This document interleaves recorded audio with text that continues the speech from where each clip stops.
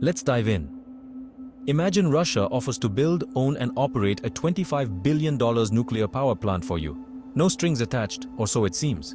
That's exactly what's happening on Turkey's southern coast, where Russia's Rosatom is bankrolling the Akkuyu Nuclear Power Plant. This isn't just a business deal, it's a geopolitical power play.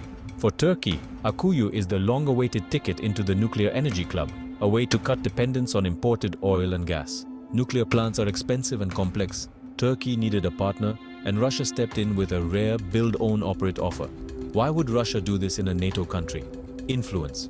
Owning Turkey's first nuclear plant means Russia becomes a permanent fixture in Turkey's energy and security infrastructure. The deal, signed in 2010, is finally coming to life, with the first reactor set to go online soon. For Turkey, it's a shot at energy independence and modern power status. For Russia, it's a strategic foothold at the crossroads of Europe and Asia. This isn't just about electricity, it's about cementing a relationship powered by nuclear fission. The implications ripple through energy markets and the balance of power in the Middle East. It's a high-stakes dance, and we're here to break down the steps. Let's see why Russia is all in on Turkish nukes. From Russia's perspective, Akkuyu is more than business. It's a long-term play.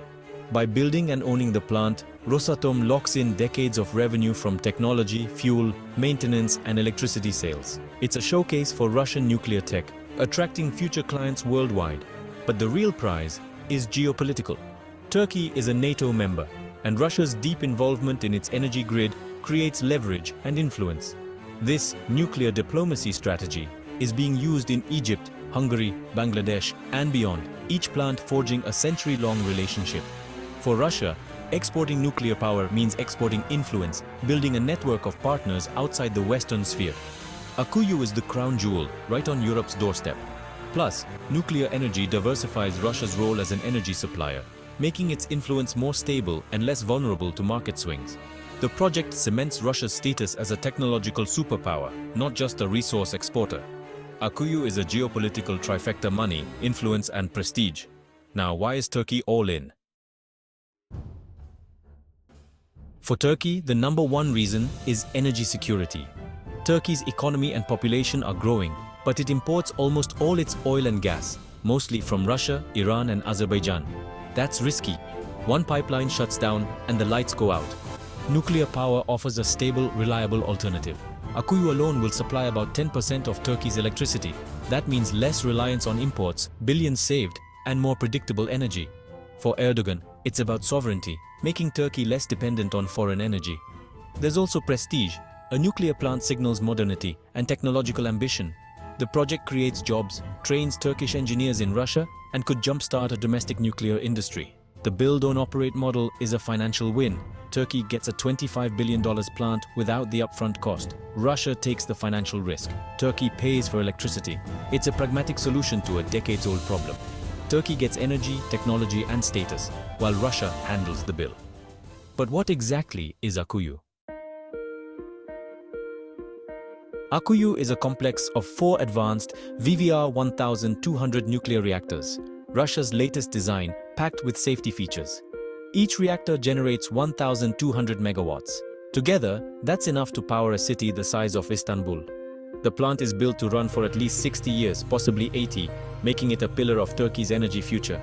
Nuclear fission splits uranium atoms, releasing heat to create steam, spin turbines, and generate electricity without greenhouse gases.